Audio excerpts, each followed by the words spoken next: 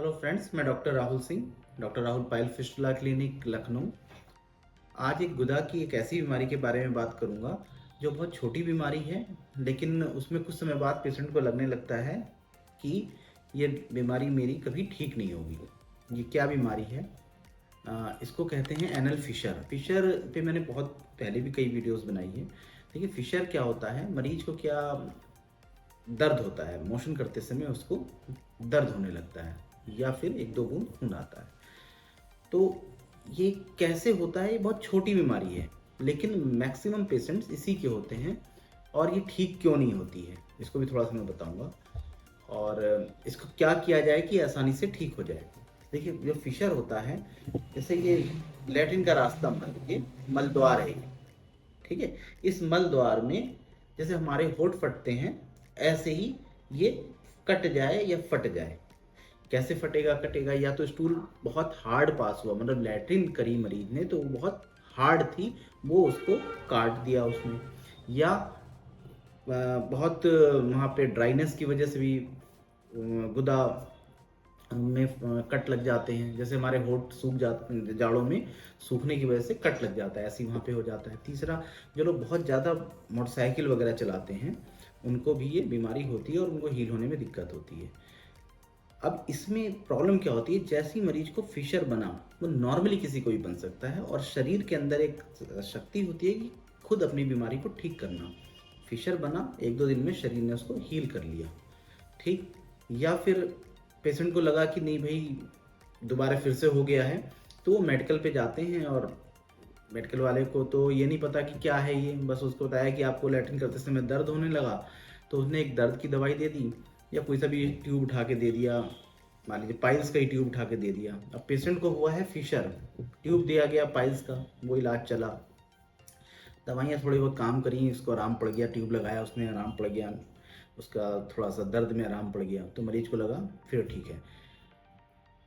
अब यहाँ पे अगर पेशेंट डॉक्टर के पास आए तो उसको पहले तो परहेज बताएं, फिर क्या है इसमें दिक्कत, मतलब चेक करने के बाद एग्जैक्टली क्या प्रॉब्लम है वो बताएं।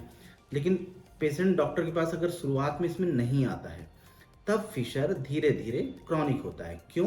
क्योंकि कोई भी जख्म या कोई भी चोट या कोई भी कट अगर नया होता है तो वो जल्दी भरता है अगर उसका प्रॉपर ट्रीटमेंट किया जाए। लेकिन अगर वो बहुत पुराना हो जाए, क्रॉनिक हो जाए, तो वो भरने में समय लेता है। शुरुआत में मरीज आ जाता तो दवाई से ठीक हो जाता है, लेकिन बहुत लेट करके अगर आता है तब भी मेडिसिन से ही ठीक हो सकता है मरीज, अगर वो बहुत क्रॉनिक ना बना हो।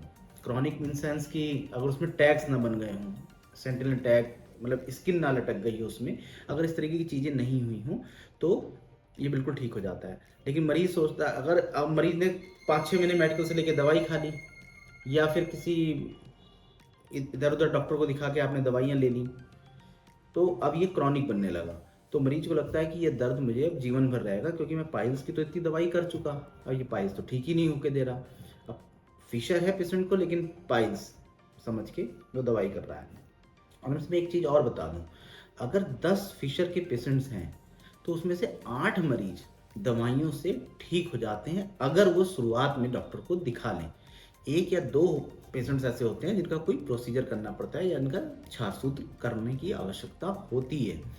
तो अगर आपको गुदा में मोशन करते समय दर्द हो रहा है या एक आध बूंद खून आ रहा है, तो ये छोटी बीमारी है, बहुत बड़ी बीमारी नहीं है। इसको गंभीरता से लीजिए, क्योंकि शुरुआत में ये छोटी बीमारी है, बाद में ये गंभीर बीमारी बन जाती है, क्योंकि उसमें फर्दर कोई इन्फेक्शन भी हो सकता है, उससे भगंतर ही बन सकता है, या उसमें टैक्स वगैरह आने के बाद फिर दवाइयाँ उसमें काम नहीं करती, फिर उसमें छारसूत्र वगैरह ही करना पड़ता है।